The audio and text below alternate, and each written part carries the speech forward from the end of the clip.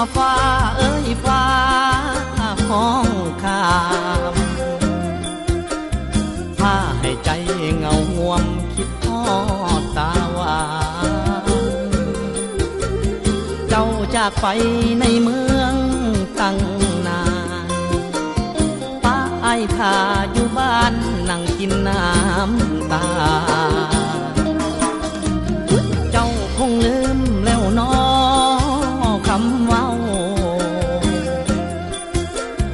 ลืมกระโดนต้นเก่าบ่อนเฮาสัญ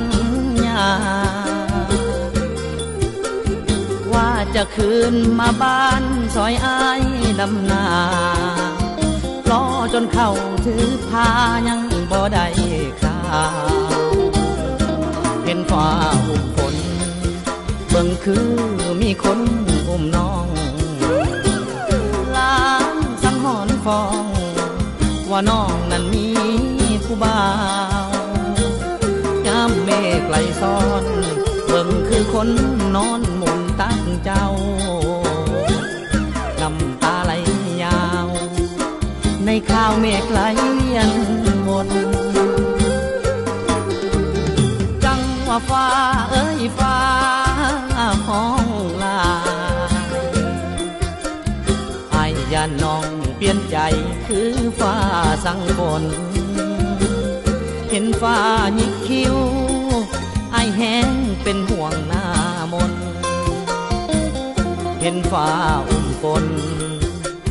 เบิ่งคือคนอุ้มน้อง